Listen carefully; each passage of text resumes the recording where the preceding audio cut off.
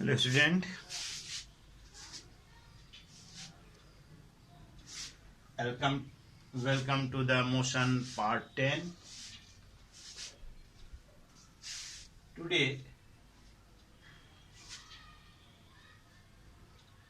we will derive the equation of motion. Equation of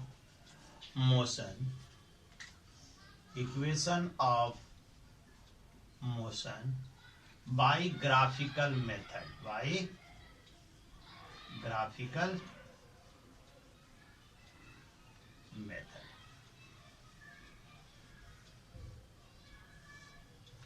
ठीक है, आज हम लोग equation of motion graphical method के जरिए हम लोग डिराइव करेंगे।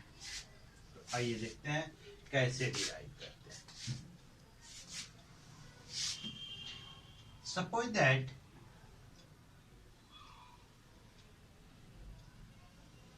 this is your x-axis, y-axis, this is your origin. Suppose that an object at any instant at A with initial velocity u. Suppose an object is at point A with initial velocity u. ठीक है, it velocity increases and reaches to point B, है ना, in time t. यह कहां से कहां पहुंच गई? A से B पर कितने समय में? t समय में। तो B is so is the final velocity at which the final velocity of the object is. Now we drop a perpendicular parallel to the y-axis. This is the C. This is the OC is the time. This is the time in which it reaches to B. When is at A, at any instant that is the time is 0. यहाँ t पर क्या है? Time क्या है? 0. और यहाँ t बराबर t. C पर क्या है? t बराबर t. Clear?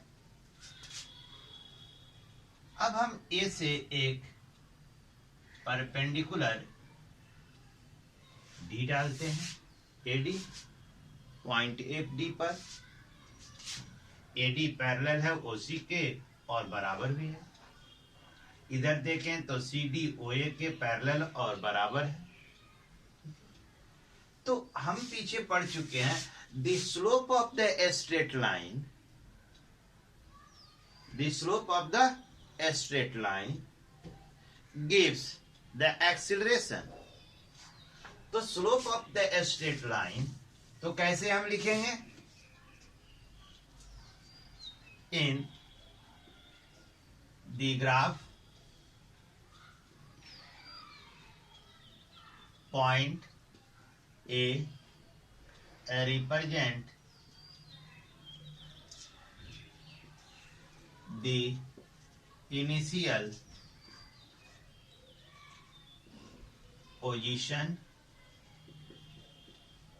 of moving object with velocity u. Point B represent its final position where its final velocity is v. ठीक है, तो ग्राफ में जो है ये जो है रिप्रेजेंट करता है आपका फाइनल वेलोसिटी बी को, यानी ओ ई फाइनल वेलोसिटी है और ओ ए क्या है, इनिशियल वेलोसिटी। क्लियर। तो हम यहां से हमने क्या किया, बी से एक परपेंडिकुलर ड्रॉप किया और बी से एक परपेंडिकुलर बी सी, ठीक है ना। तो B E perpendicular on O E, ठीक उसी तरह B C perpendicular to O X, ठीक है, and A D perpendicular to B C. तो यहां देखिए क्या क्या रिप्रेजेंट क्या करता है। ओ ए बराबर है सी डी के, बराबर यू इनिशियल वेलोसिटी, ठीक है। फिर उसी तरह हम देखें ओ ई बराबर है बी सी के, बराबर भी फाइनल वेलोसिटी को रिप्रेजेंट करता है। ए डी बराबर ओ सी बराबर टी, यानी टाइम इंटरवल को रिप्रेजेंट करता है। ओरिजिन पर 0 है, सी पर टी समय में है, ठीक है, रिप्रेजेंट। तो एक्सीलरेशन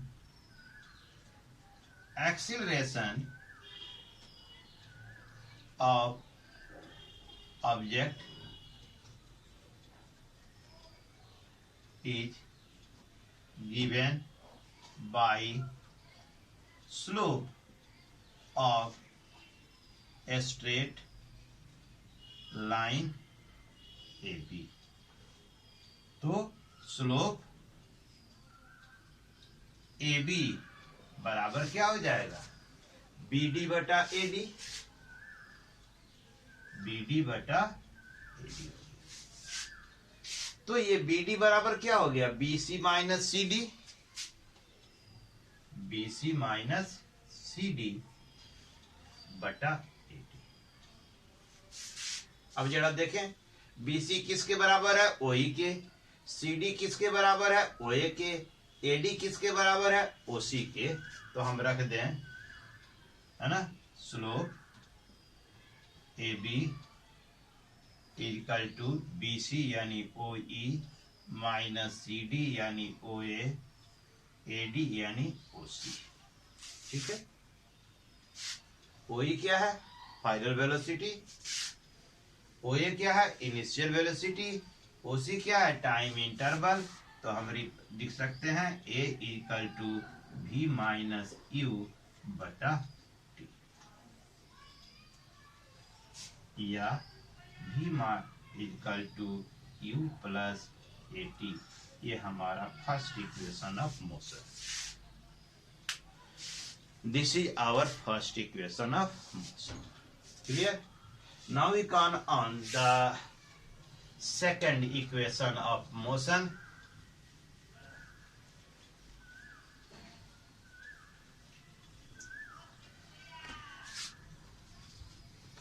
अब हम फाइनली एक हम यहाँ पर फिगर आपको ड्रॉ कर देते हैं, and this figure is valid for all the equation of x, y, o,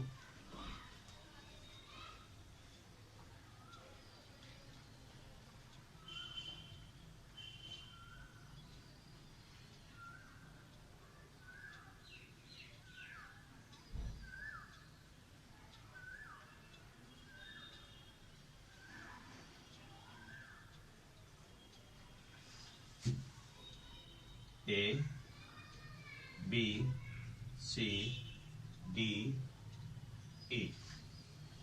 language वही है, ठीक है ना। At any instant this is your time when t बराबर 0 and this is the time t बराबर t। At any instant the object is at A where its initial position is A, initial position is A, at which ना, its velocity, initial velocity is 0. After time t is reached to point B where its final velocity becomes v.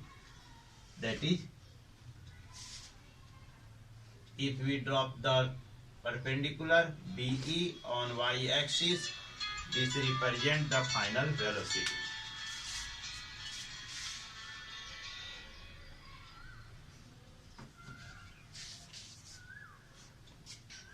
Listen once again.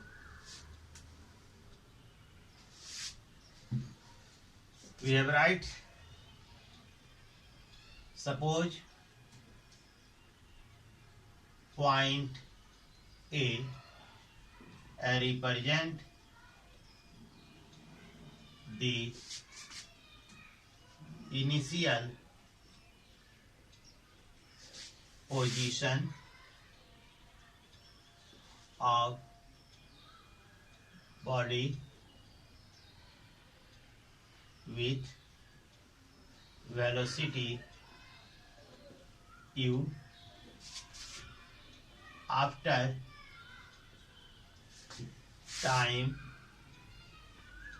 t, its final position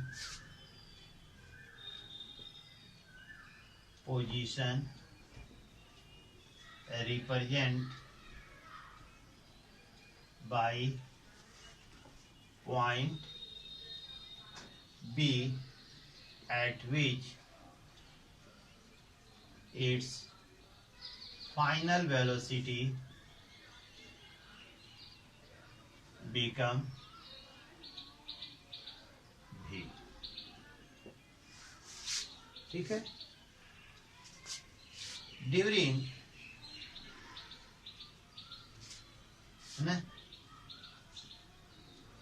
this motion, it travel a distance s. यही हमारा clear. तो जो construction हमारा है graph में, वह graph में construction हमारा है A B represent the slope, that is the straight line represent the motion. ठीक है ना, uniform motion. This is your straight line. Point A represent the initial, point B represent the final position. This is the time interval. तो ठीक उसी तरह जैसा कि हमने पहले कहा था, BE परपेंडिकुलर टू OY. ठीक है ना, उसी तरह फिर से आपका BC perpendicular to OX, AD perpendicular to BC. फिर से आप क्या देखें, OA बराबर CD. फिर से हम देखें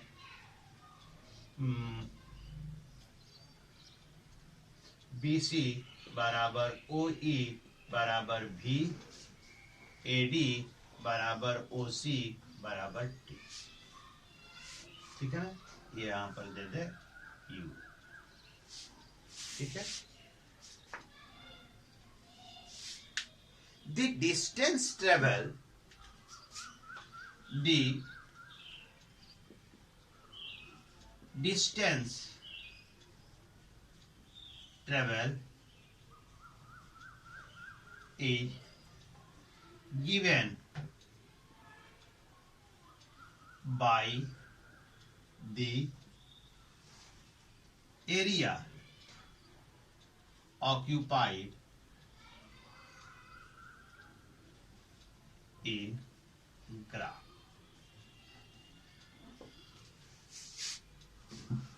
तो this is the area occupied.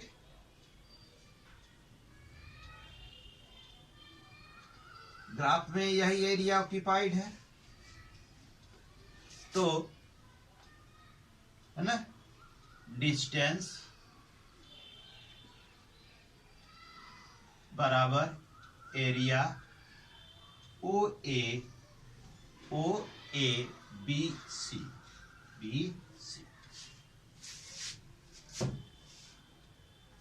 Area of O A B C. ठीक है, area of O A B C. तो ओ ए बी सी क्या है? Just like a trapezium. ठीक है, जस्ट लाइक ए ट्रेपेजियम। ये हमारा वैलिड है इक्वेशन सेकंड के लिए भी और थर्ड के लिए भी। तो now we see here,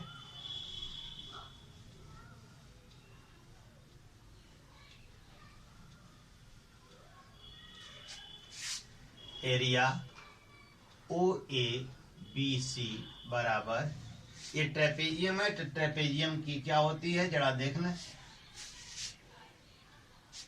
1/2 into sum of perpendicular side यानी O A plus B C into perpendicular distance यानी ओ सी। ये पैरेलल साइड हो गया, ये परपेंडिकुलर डिस्टेंस हो गई। ठीक है, अब जरा देखें बीसी क्या है।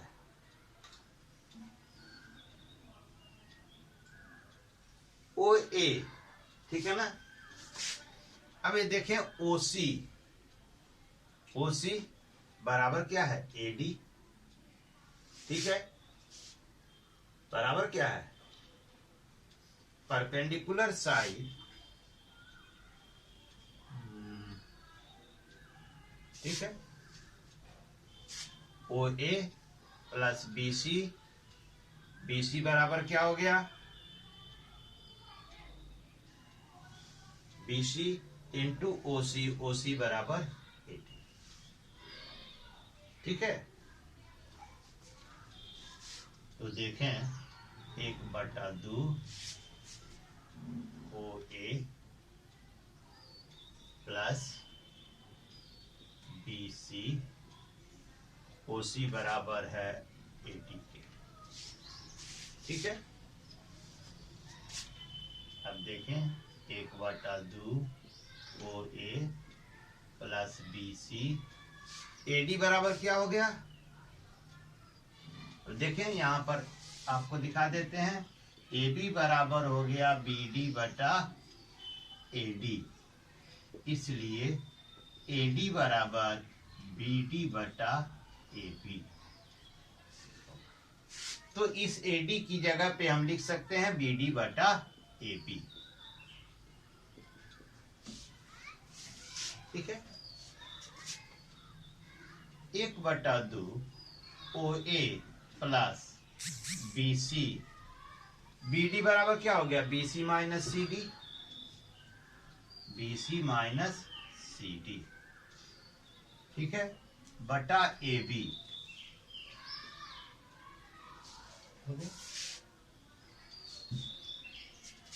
अब इस सी डी किसके बराबर है? ओ ए के।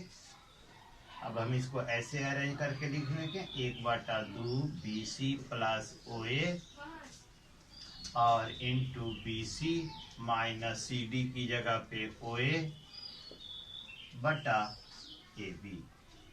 तो ये किस फॉर्म में आ गया? ए प्लस बी इंटू ए माइनस बी, तो बराबर हो गया 1/2 बी सी स्क्वायर माइनस ओ ए स्क्वायर बटा ए बी। अब देखिए area O A B C मतलब distance travel S, 1/2 B C यानी भी ओ ई के बराबर, बी स्क्वायर, ओ ए यानी U square, A B acceleration, तो हो गया क्या आपका, है ना, B square minus U square बटा 2a। क्रॉस मल्टीप्लीकेशन करें तो B square minus U square बराबर 2a। ये हमारा थर्ड है, third equation of motion. Clear? ये हमारा थर्ड इक्वेशन ऑफ मोशन है। अब यदि सेकंड इक्वेशन ऑफ मोशन हमें डिराइव करना हो तो अब हम कैसे ही डिराइव करें? उसके लिए कुछ ज्यादा नहीं आपको सोचना है, बस सिर्फ देखिए area O A B C, area O A B C, इसको हम दो पार्ट में बांट सकते हैं। एक है rectangle O A D C, दूसरा है right angle triangle A D B. ठीक है, अब ध्यान से देखें हम इस एरिया ओ ए बी सी को दो पार्ट में बांट दें, है ना। तो ध्यान से देखें दो पार्ट में हम कैसे बांट सकते हैं। रेक्टेंगल ओ ए डी सी एक रेक्टेंगल हो गया, दूसरा हो गया right angle triangle A D B. तो देखिए हम लिख सकते हैं बराबर area O A D C plus area triangle A D B. ठीक है, तो रेक्टेंगल का एरिया क्या होता है? Length into breadth. तो ये हो गया आपका लेंथ, ये हो गया ब्रेड्थ, यानी O A into O C plus 1/2 into base into height. ये हो गया इसका एरिया, तो बेस हो गया, ये हाइट हो गई, तो 1/2 into A D into B D हो गया। चूंकि ए बी बराबर होता है बी डी बटा ए डी, यानी ए बी बराबर बी डी बटा ए डी, तो इसलिए बी डी बराबर क्या हो गया? A B into A D. ठीक है, तो इस बी डी की जगह पे इसको हम पुट कर दें, तो बराबर O A into O C plus 1/2 A D into A B into A D. तो क्या हो गया? O A into O C plus 1/2 A B into A D का स्क्वायर। यह ए डी किसके बराबर है जी? ओ सी के बराबर है। ठीक है, तो O A into O C plus 1/2 A B into O C का स्क्वायर। अब सबका वैल्यू हम पुट करें। ओ ए क्या है? Initial velocity. ठीक है, ए बी क्या है? एक्सीलरेशन। ओ सी क्या है? Time interval T. तो और area O A B C क्या हो गया? एस। तो एस बराबर you into T plus 1/2 A T square हो गया सेकेंड इक्वेशन। यानी कि फिगर आपका वही, एक ही फिगर, उसी से equation of motion 1, equation of motion 2, equation of motion 3 हम तीनों ही डिराइव कर सकते हैं। And it is very easy, बहुत सिंपल है। ठीक है, तो बच्चों हम उम्मीद करते हैं कि इसे आप अच्छे से, है ना, समझें। आपको यह पसंद आया होगा कि कैसे हुआ। ठीक है, इसके बाद हम लोग कुछ इसके एक्सरसाइज टॉपिक्स पर बात करेंगे, कुछ प्रॉब्लम्स पर, and then we start the new chapter. Thanks.